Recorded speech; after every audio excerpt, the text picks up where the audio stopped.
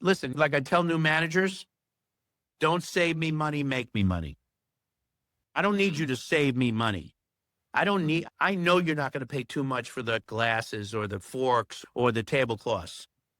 Make me money. Bring me customers. It's all about revenue. Without sales, there's nothing but misery. Welcome to the Restaurant Leaders Unplugged podcast, where real talks with restaurant leaders take center stage. Discover the challenges and victories that define success in the culinary world.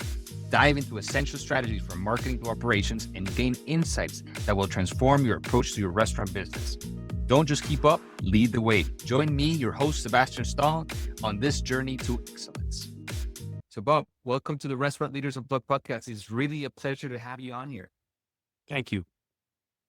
Bob, you have a really interesting story, and I think that, of course, many operators could relate and you could add so much value. But let's start at the beginning.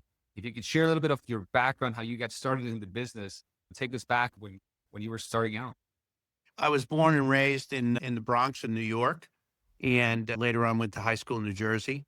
And my father had bars when I was very young, and then in the early 1960s, and I'm 71, I was born in 54. So in the early 60s, he graduated into the restaurant business in New Jersey. When I was 11 years old, my mother complained to him that he works 7 days a week. That's what people did in those days. My father had a 6th grade education, and all he knew how to do was work hard, which he taught me, and I'll forever be grateful for that. So he takes me to work with him to his bar, and I was 11 years old, and this is the days when people drank during the day. So at 11:30, 12 o'clock, the bar is full, and everybody's making a big deal over me because Al brought his son to work with him, and I was dressed up. I had a little jacket on with a bow tie, and so I fell in love with that. Was it. I was in the business. And my father immediately had me doing things, getting ice for the bartenders, emptying the garbage, whatever. Of course, I was very happy to do anything because I was there with my dad. And then he graduated, and like I said, into the restaurant business in New Jersey. And I, of course, graduated high school, went to junior college for a couple of years, and then just decided, you know what, I'm going to be in the restaurant business. I'm just going to go work for my dad full time, which I did when I was 19 years old. So I worked for my dad until I was 24. And at that time, my mom had gotten ill, and my dad decided he had to sell the restaurant and retire because he wanted to make sure my mom enjoyed the rest of her life, and he was there to help her because she was not doing well.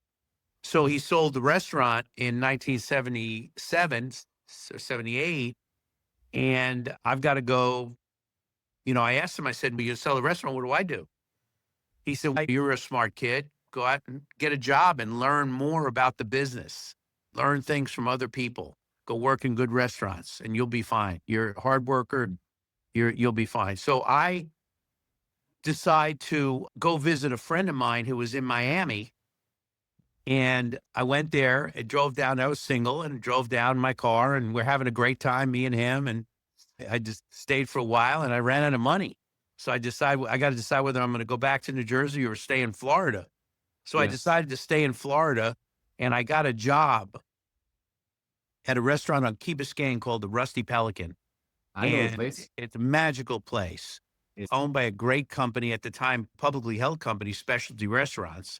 When I left them, finally, they had 80 restaurants, but at that time they had about 60. And one of them being the Rusty Pelican. So I'm working for my dad, and I'm making literally $100 cash a day. This is 1978. So I'm just living the life, single, $100 a day, got a brand new car, going out every night. And so I go to the Rusty Pelican and get offered a manager trainee job at $800 a month. And I was scheduled from 9 in the morning to 11 at night, 7 days a week. And I asked the manager, is a great guy named Peter Montan, big Yugoslavian guy. And I said, "Mr. Montan, when do I get a day off?"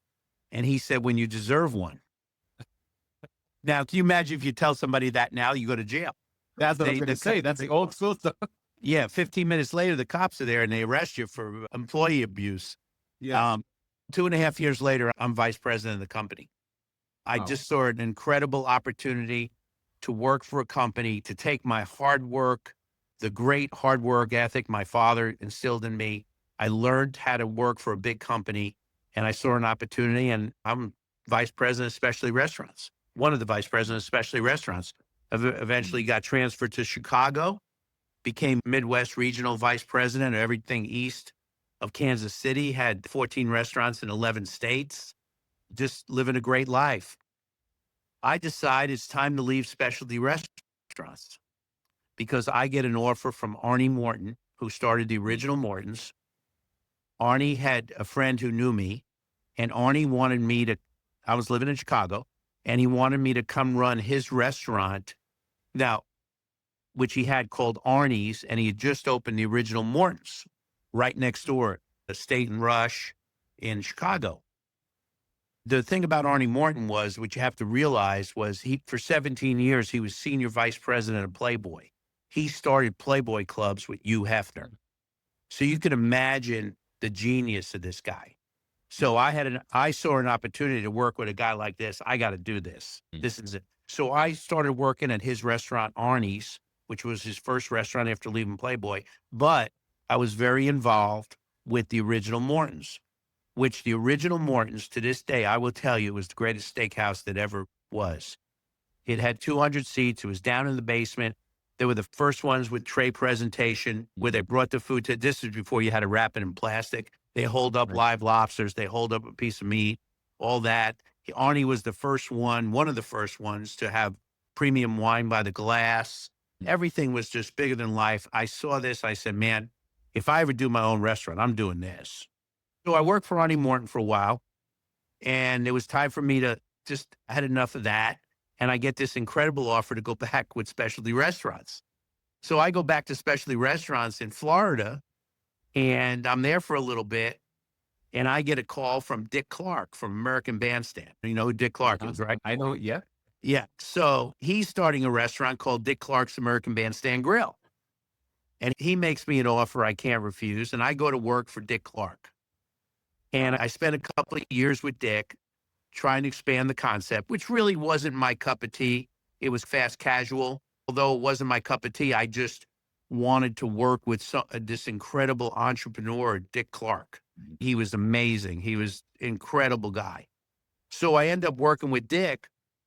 In the meantime, I had a very good friend named Jack Jackson who had a steakhouse in Fort Lauderdale called Burt and Jack's. He was partners with Burt Reynolds. It was in Port Everglades. It was on the water. It was an American steakhouse. Men had to wear jackets. It was great. Him and Burt decide they should open another restaurant, and they thought Dallas was a good place. Yeah. So Jack says to me, hey, come with me to Dallas. I'm going to go look for a restaurant, and if we find one, you'll be me and Bert's partner on it.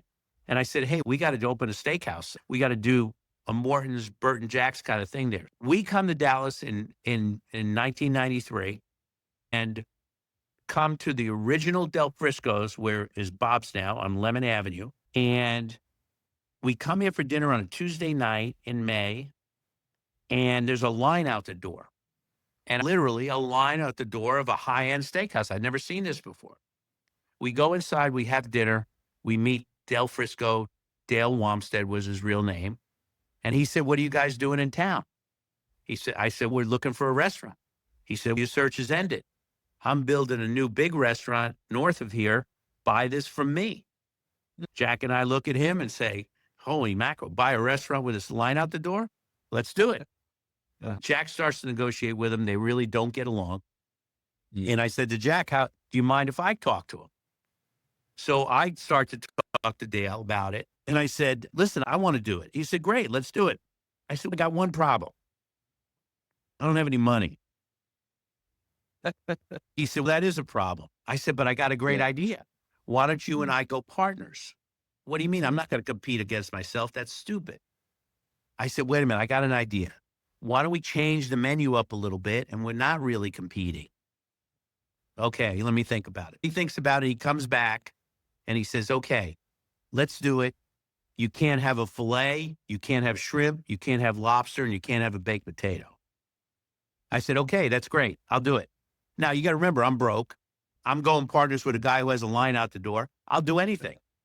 I don't care if he told me we're going to serve pigeons. It doesn't matter. So we opened Bob and Dell's Chophouse on July 19th, 1993 with that limited menu, very limited menu, and have a picture of it hanging in my lobby. And we did 60 dinners the first night, and it was downhill after that. It was terrible.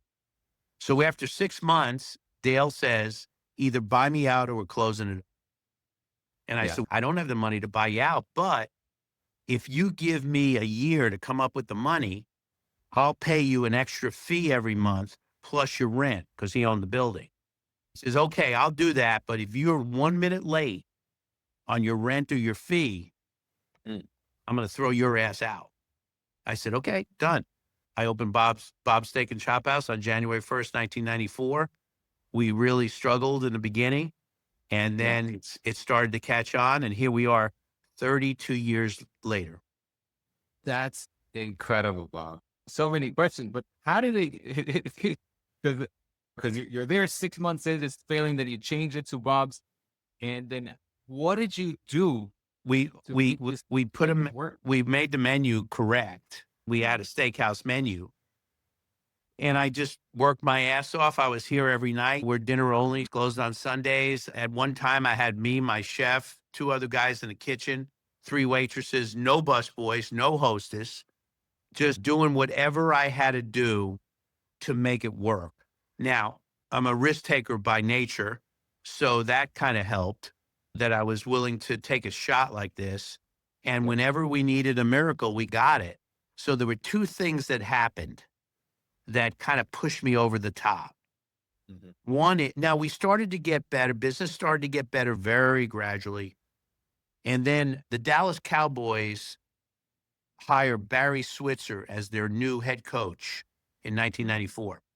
They fired Jimmy Johnson. The first night Barry is in town, he comes to eat at Bob's, and him and I sat at the bar till 1:30 in the morning, just getting to know each other. I'm a big sports fan.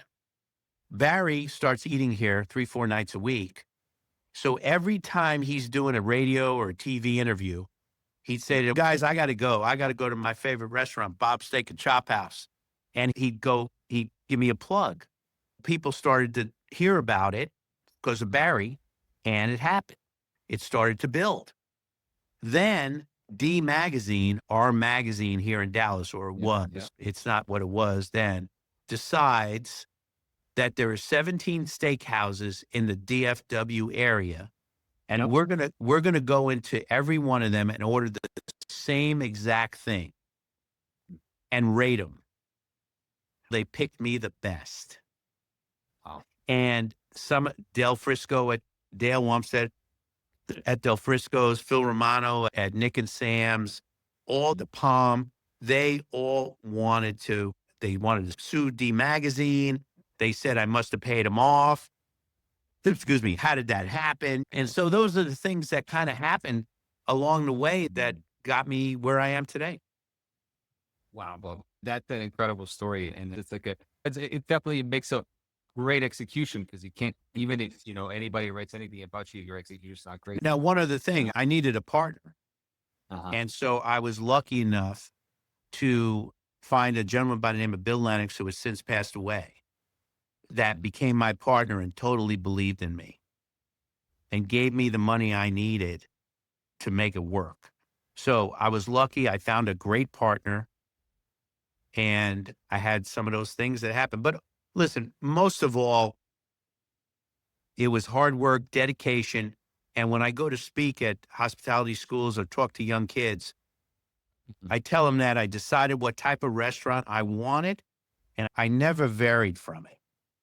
In other words, I knew what I wanted, and all I strive for is to be in people's rotation. When they want what I serve, they come to me. When they want something else, they go somewhere else. And that's what I think has made Bob's last for 32 years, is our consistency. We are what we are. We're not going to change. And listen, steak never goes out of style. All those fads, low carbs, all those fat, no red meat. People come here to celebrate. They don't care about carbs. We never sold less bread or potatoes during that. We never sold less steaks during when you told red meat are going to kill you. People come here to celebrate. We don't have chicken on our menu. We never have. And the reason I don't have chicken on your menu is when something good happens, you don't say, hey, let's go out and celebrate and have some chicken. You say, hey, let's go out and celebrate and have a steak. So 100%. you come to Bob's to celebrate and you have a steak. Yeah. Yeah, absolutely. Yeah.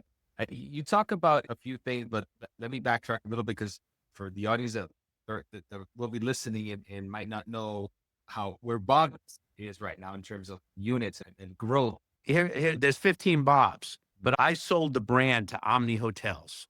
So Omni runs all the freestanding Bob's are licenses, and Omni runs the ones in the hotel. Now I'm involved with the brand a little bit, and I certainly talk with them, and we all have the same core menu, but they always look up as Lemon Avenue as the place that they try to be. So if you can share with us a little bit of this process, right? Because you get a great concept, everything's working, right? Hitting all cylinders and all that stuff. And then you get approached, or how did you go about thinking, okay, let me scale this and bringing in a partner to be able to sell? I'm going to be very honest with you. We opened a few Bob's, and then Omni comes to us and wants to put us in their hotels. We did one in San Francisco. It was a great success. And then we decided we're going to do more. But unfortunately for me, excuse me, I'm sorry. I went through some personal issues and I ended up selling the brand. And actually I left for a while. I even sold the original and I bought it. Like I said, all the freestanding Bob's are owned by individuals. The people I sold this to in 2009 took it from 6 million to 4 million. And then called me up and said, you want to buy this back? And in 2019, I did. And I took it back from 4 million to 8 million. And then we opened another one in McKinney, which is 25 miles away from Dallas. So that's how the whole history of that goes. Got it. That's very interesting. And Bob, so to have this level of success, we got to go back to I want to talk about your philosophy in business, right? From culture to building a strong team. How did you go about? I was fortunate enough to learn early because I worked with my dad first, who taught me how to work hard. Then I worked for especially restaurants. They had a great president there and founder, David Talashay. Then I worked for Arnie Morton. Then I worked for Dick Clark. And what I learned from all of them when they talk about building a team was what you want to do is create an atmosphere in your business where good employees want to work for you and bad employees feel uncomfortable. You have to figure out who's good, who's not good, obviously, and you have to be consistent. You have to be consistent in your management. You have to be consistent in your philosophy. You can never waver. You can't take a day off from your philosophy. You can't say, I'm tired today, so I don't care if the tablecloths are dirty. You can't, it's okay if the food isn't hot today. In other words, you got to instill that spirit in your employees where they believe the same thing you do. And like I said, the good ones want to work for you because, man, that guy's great. We have him make a great living. He appreciates the fact we obey the rules and we come in dressed right on time. And the bad employees go, man, that guy's a nut. I was 5 minutes late and he sent me home. Or my shirt didn't have a button down collar and he told me I can't work tonight. I mean, those are what you have to create. You look at every successful business and their culture is built around their philosophy and who believes in it. And whoever doesn't believe in it doesn't belong there. Absolutely. And Bob, so when it comes to leadership, is there anything any set of values, any set of things that you could find? Because what you're talking about is it's probably your personality, right? But as you grew and you were getting more people and doing all this work, did you have a set of values, set of principles that guided you?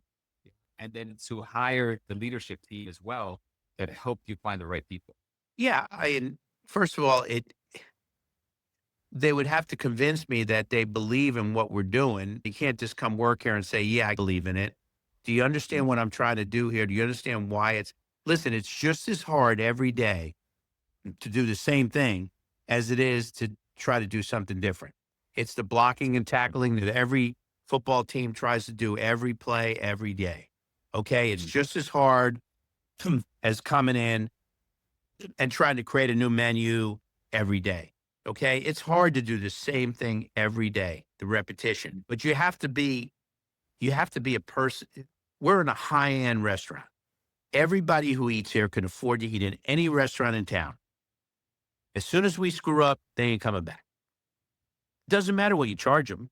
They don't care if a fillet's $70 or $75 or $80. If it's delicious, they're going to pay it. Okay. But you have to make sure everything's right. The valet, the bathrooms are clean. The air conditioning is worked. The music isn't too loud. Everything matters. Okay. It's a point where you have to get inspired that doing it right the same way every day. We don't hardly ever change our menu. Okay. So it's the same thing every day.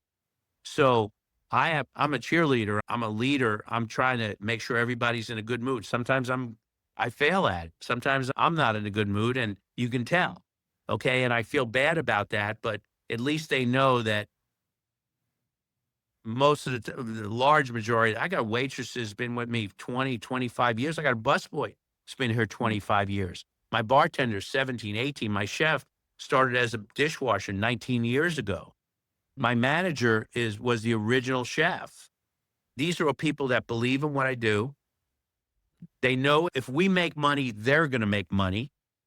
Mm. They're here to make money.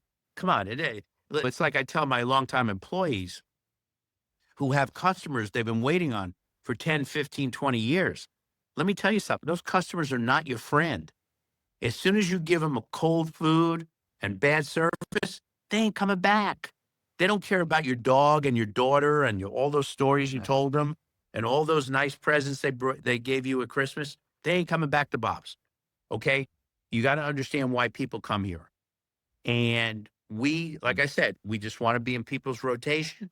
We have our own style and we're going to stick to it and we're going to be the best at it. Yeah. Yeah, absolutely, Bob. And Now, also one thing, I came up at a time in our industry where, excuse my language, they worked the shit out of you. I was yeah, scheduled 14 hours a day. I was scheduled 7 days a week. It's a different world now. Okay. it is. So we're maximum 5-day work week, closed on Sundays. I close all the holidays. I try to give people a good life. I try to give them so I have a little older staff, an older crew, because most of them have families and they get to spend at least Sunday with their families and one other day. So I attract the older employee, which I love because of the lifestyle that I can supply them. No, that's great, Bob. And for sure, having that type of balance in this industry, it's changed for sure since the old days, but it's still not that common to have Sundays off. Bob, and I know you had all this experience through opening different restaurants, and can you share a little bit about a story where concept didn't go well and a tough lesson that you learned from that? Yeah, we opened in Denver and it failed. And it was an okay location, but unfortunately, John Elway, the famous Denver quarterback, opened a steakhouse 6 months after we opened right across the street. Oh, Yeah, never be easy. that didn't work out. Okay. I hear you. Yeah. So that was a big disappointment. And financially, it was a disaster, but it happens. You can't succeed at every one you get. You know. No one does. No, absolutely not. And so from everything you see out there, Bob, and for advice for other restaurant owners that might be starting out, what do you see is a mistake that many operators are making or in something that you notice or a pattern that you see and there's a simple fix to it? Is there anything that you see? Let me, let me just tell you, there's two parts of our business. Yeah. There's the restaurant business and then there's the business of the restaurant. And a lot of these young kids don't realize that they need to know both, or they need to have someone who's working with them that knows both. Okay. So they go in. I've got a young chef who's going to come see me tomorrow because he's getting ready to close his third restaurant, and he's a very talented chef, but he doesn't know how to make money because he thinks he's smarter than the customer. He puts stuff on his menu that people don't want. He puts stuff on his menu that he wants. So 80% of your menu is what you know people want, and 20% is what you think they want. And then you adjust as you're open. I have a friend of mine who asked me to do what I thought of his investment in this new restaurant. First of all, I told him, don't do it. Like I tell everybody. Then he brought me the opening menu. And on the menu was rabbit. One of the entrees was rabbit. And I said, let me ask you something, Dan. How many people are sitting home tonight going, oh, honey, I can go for some rabbit tonight? This is the dumbest thing to have on your opening menu. Sure. And you know what? You tell this chef that later on when they're making money and you get your money back, he can run rabbit as a special. But to have it on the opening menu, that's asinine. Yes. It's totally asinine. 100%. Okay. Let me tell you what, this is a saying that goes for every business in the world. Jack Nicklaus, the famous golfer, was once asked, how'd you win so many golf tournaments? And he said, I only had to beat half the guys. What do you mean? He said, the other half beat themselves. So I only have to beat half the restaurants because the other half beat themselves. They do stupid stuff. Yeah, 100%. Listen, first restaurant I opened, first of all, second, I made that mistake too, because I was letting myself be guided by a chef who wanted to put his stuff when I knew in my gut that wasn't going to fly. And it didn't work. Listen, most chefs are not good businessmen by nature because they've spent their time being a good chef. And they don't understand that carving Mount Rushmore in a mushroom doesn't necessarily make you any money. Okay. Right. And so they need somebody as a partner who can explain that to them so they can learn that they have to make money. And when you get a chef that knows how to make money, it's great. Yeah. And my chef, he understands Bob's. He started here as a dishwasher. He's never worked in any other restaurant. So he knows Bob's backwards and forwards. And he's our chef, but he's also the lead broiler man every night. So he sees every steak go out. And you know what? You can't put a value on that. No. Absolutely not. And the stuff that really the really creative ones make it and they serve what they want. There are very few that are profitable. You know what I mean? Listen, there aren't that many Thomas Kellers in the world. Exactly. But I'll bet you if you sit down with Thomas, he knows the numbers.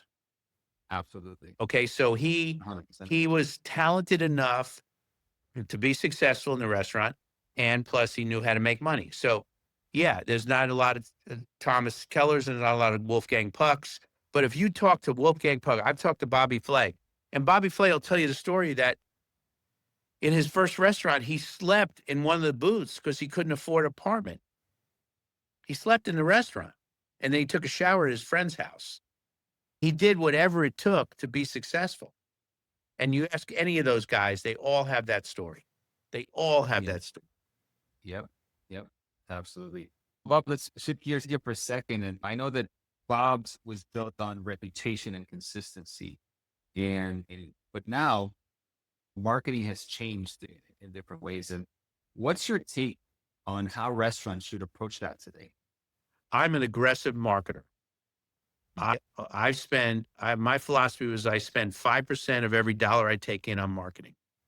It was very easy for me in the beginning because you had radio, you had print, and you had billboards. Yep. And the more money I made, the more money I took in, the more money I spent. I was everywhere. Okay. Now I'm a marketing expert. And you know why I'm a marketing expert? Because I pissed away millions of dollars learning how to be a marketing expert. So I know what to do, right? Yep. So what I tell other restaurateurs who ask me, I say, if you don't know what you're doing, don't do anything. Because they're Okay, so when I do something, I hope it works so I can do more. The other guy says, you know what? I'm going to take that billboard. And if it works, I'm going to not do it anymore. Now, does McDonald's stop? Does Red Lobster stop? Then that's not a good example. Does McDonald's stop? Does Burger King stop? Does Ford stop? Does, General Motors stop? No, they keep going at, so I go at it. Now, here we are, 2025. What am I doing? I stopped my radio because my spokesperson on the all sports station retired. So I didn't want to be there anymore. I still do billboards. I think billboards are still great. People still drive. There's still billboards. And I'm active on social media. Now, I'm active on social media knowing that it doesn't make a slow restaurant busy. It just keeps you top of mind to people. Agreed. Now, I'm very active on social media personally because what I'm selling here is Bob. I'm selling me. Come to Bob's. I'm here. I'm going to take care of you. This is what I built. And it's funny, my non-food posts get more attention than my food posts. People are tired of seeing it's National Key Lime Day, Key Lime Pie Day. So they have a picture of key lime pie. Oh, that really makes me want to go out and eat, right? Wine down Wednesday. Okay, how's that one? Oh, let's do that. What I really love is when Tequila Tuesday. Tequila Tuesday. Yeah, Taco Tuesday, Tequila Tuesday. What I really love is when a guy really gets nervous about whether it's working. He says at the end of his ad, mention this ad and you get a free dessert because he wants to see if anybody's listening. It's just like when in a restaurant, and I think one of the Italian chains did this. I don't know which one, where they list all the sauces, they list all the pastas, and they tell you to pick your own. That's because in a boardroom, everybody threw their hands up and said, guys, I don't know what the customers want. Let's just list the sauces, list the pastas, and let them pick their own. You know what I mean? They sat in that boardroom, and that's what they came up with because they gave up. They said, I don't know what they want. Shit, just let them pick what they want. And so that's what I mean. You're up against people who do stupid stuff like that. I love it. I love it. Yeah. Absolutely love it. And then, things have changed. We've been here 32 years, so we're very active in the community. We spend 1% of our sales on charitable causes. We spend 5% of our sales on marketing. And I'm not going to stop. I'm never going to stop. And it's part of my budget. And I'm going to live with that. And maybe I should stop. Maybe I shouldn't. But you know what? I'm not smart enough to stop. Okay. Yeah. And that's just the way. But I do monitor it. I do keep wanting to change it. I do keep aware of what's going. And my advice to young restaurateurs or guys just starting out is if you don't know what you're doing, don't do anything. Agree. Because you're gonna lose money. You're gonna make a terrible mistake.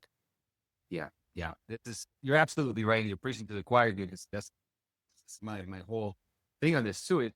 If you don't know if what you're spending is making you money, it's working, don't do it. It's now. Let me just bring up one thing that I really think has helped me be successful. Is in our business, you have to have loyalty to your customers, loyalty to your employees, and loyalty to your vendors. I've been buying meat from the same company for 40 years. I had the same salesman for 38 years. He just passed away.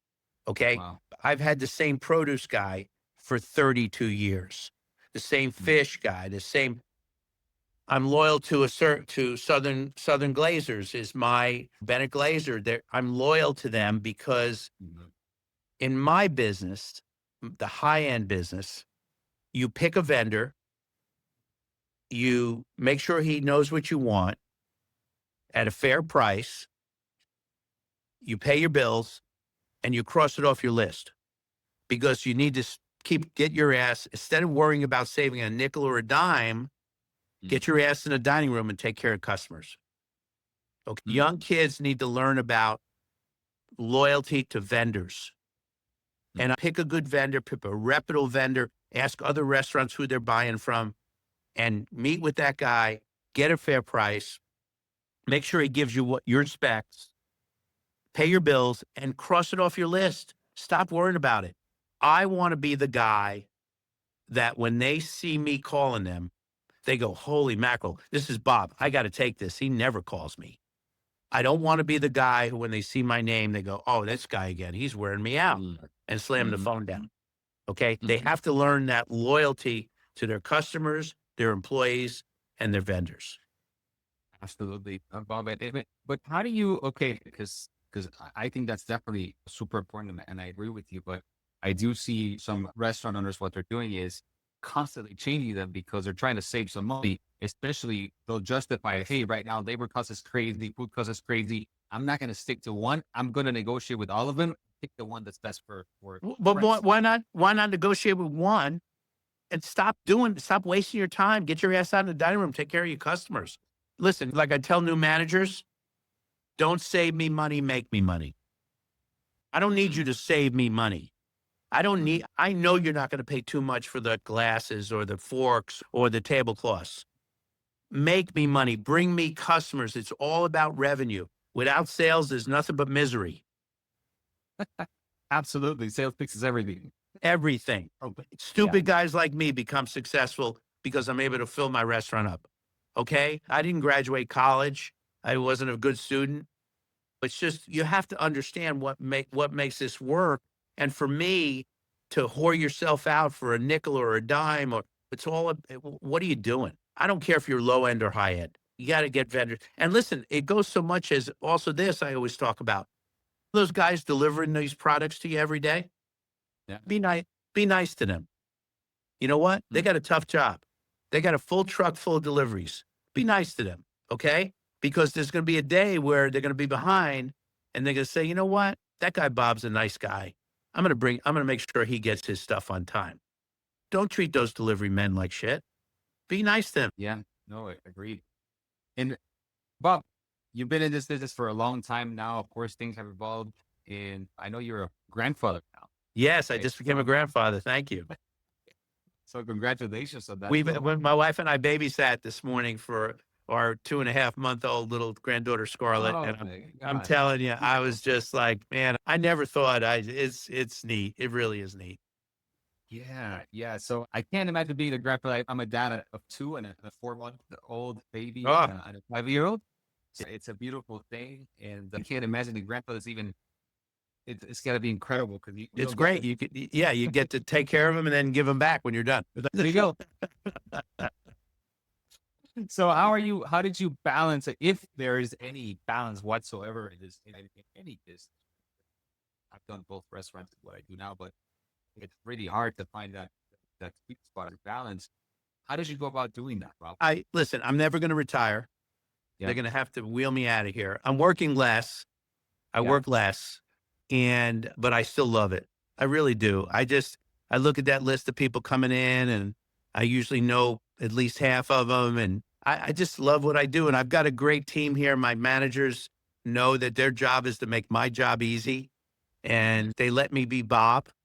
And I love when it's busy, helping run food or clearing a table, or listen, 500 customers have my cell phone number so they can text me or call me with their reservations. I never tell them no.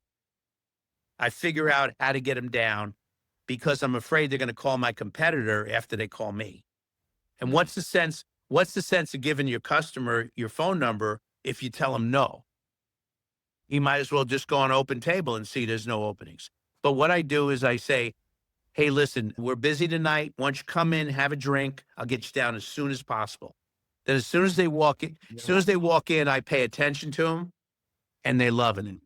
They get sat and they think, and everything's fine. Because I paid attention to them. I didn't ignore them. Yeah. Well, you just got hospitality, your blood 100%, man. So if you're doing that at 71 and taking care of your kids like that, I'm telling you, this is for the love, absolute love of the business. My new passion is speaking to young kids. And I'm going to University of Arkansas in September. I'm going back to Oklahoma State in October. Mm, I've got mm. I love talking to other business leaders. I got two more speeches there. I love talking about business and how I'm successful and how I can help anybody. I love helping young people try to navigate this tough road. That's a beautiful thing, Bob. And it's a great thing that you're doing. And I really admire what you've done, what you've built. And especially now for getting to meet you and talking to you more, it's even more, Bob. Listen, Yeah, so, I just try to be. Listen, I've made some terrible mistakes in my personal life along the way, and I've rebounded from it. That has lot to do with my belief in God, but it has yeah. a lot to do with, again, I'm going to go back to my dad, who taught me how to Mm, work hard and not give up. And I've been so fortunate in life. I'm healthy. I got a great family. And I get excited about the good parts of our business. Listen, no one likes hearing, hey, the toilet in the men's room is overflowing. Okay. But like I told I tell you a great story. One of my managers is one of his first week that the toilet in the bathroom got stuffed. yeah. And he said, hey, I had to put an out of order sign on the bathroom. I said, you what? You never put an out of order sign. He said, but the toilet stuff. I said, come on. I got a plunger. I got a big plastic bag. I wrapped my hands in the plastic bag. I plunged the toilet. We got it running.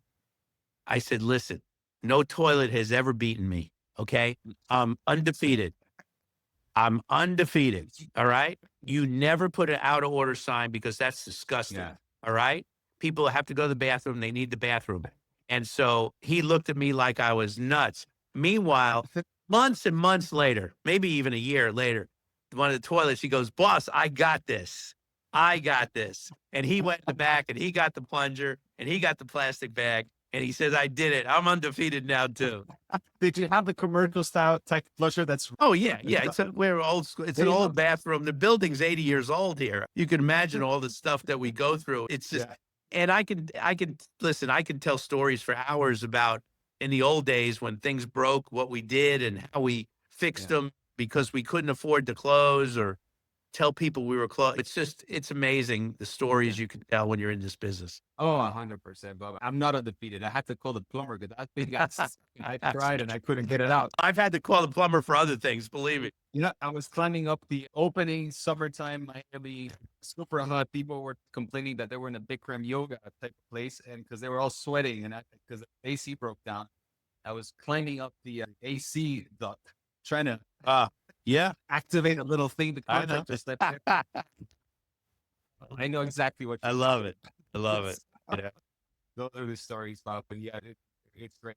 Bob, last question. Looking back and what's where you want to leave, what you want to leave behind as your legacy, what do you want people to remember from all the experiences from Bob's? For my employees, I want them to remember that I appreciated their hard work and they got rewarded.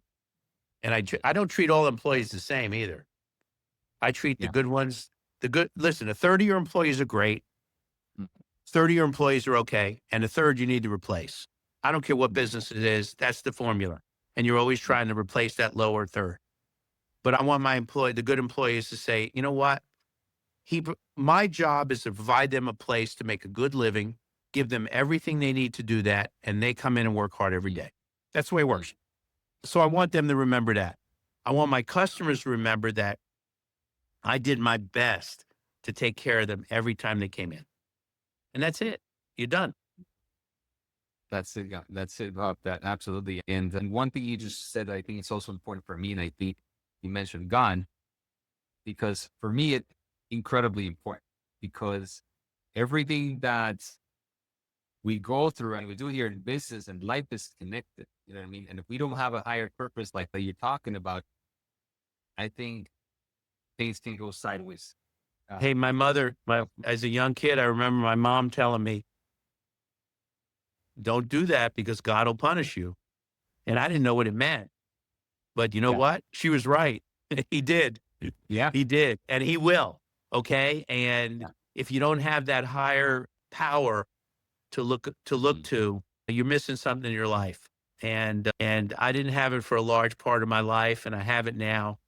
And my father used to say, you are who you hang around with. You hang around with bums, you're going to be a bum. And so you have to be careful who you're hanging around with and who you're listening to. Absolutely, Bob. Been there, done that as well, and made a lot of mistakes, but I've been in track for a while, so I get you. Yeah. So, Bob, thank you so much, Bob, for being on the show. It's absolutely a pleasure. I would love to visit Bob's at some point. I actually went Great. to school in the DFW area, so I haven't been back. Oh, in a really? while. Wow. Yeah, yeah. I hope to be back soon, and I definitely stop by and see you. What exactly happens now with this podcast? Right now, Bob, I'm going to end the recording. Okay. And what's going to